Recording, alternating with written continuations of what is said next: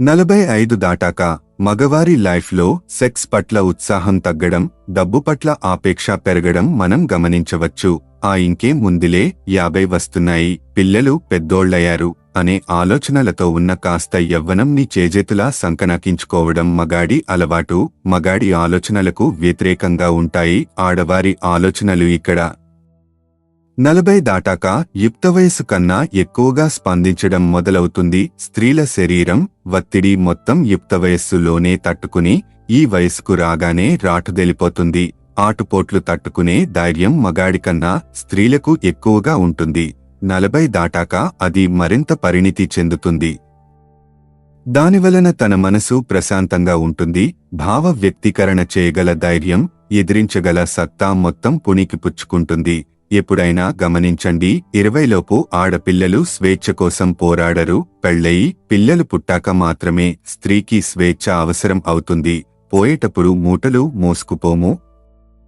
ఎప్పుడు డబ్బు పిచ్చి తప్ప ఓ సరసం సరదా ఉండదు తనకి అని కొందరంటే, డబ్బు సంపాదించడం చేతకాదుగాని కోపమెక్కువ, నువ్వు సంపాదించి చస్తే నాకీ కర్మ ఎందుకు అని కొందరు. కనీసం నిద్రలకుడా చేయి వేయడు ఈడేం మొగుడు అని ఒకామె అంటే, పడుకోగానే గురకపెట్టి నిద్రపోవడం, లేచాక తినడం, పనికి పోవడం తప్ప మరో మనిషినంటూ నేనున్నానని ఏనాడైనా గుర్తించావా అని మరో వనిత నిలదీస్తుంది.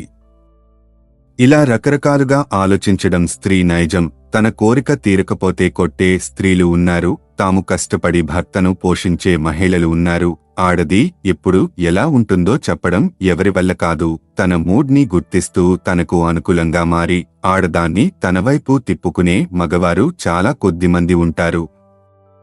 అలా స్త్రీకి లొంగిన మగాడిని వాడు వాడి పెళ్ళాం కాళ్లకాడ కుక్క అనే సాటి మహిళలు ఉన్నారు. మగవాడి పొగరు తాత్కాలికం.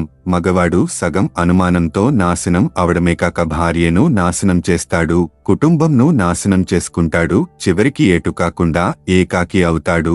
స్త్రీ అలా కాదు, బాధ్యత స్వీకరిస్తుంది. భర్తను ఒంటరిని చేయడానికి ఓ పెద్ద ప్రణాళిక రూపొందించుకుని నెమ్మదిగా వాడిని అనాథను చేస్తుంది. నచ్చకపోతే ఈ వీడియో కనుక మీకు నచ్చితే లైక్ చెయ్యండి, షేర్ చెయ్యండి. ఇలాంటి మంచి వీడియోస్ కోసం మా ఛానల్ని సబ్స్క్రైబ్ చేయండి.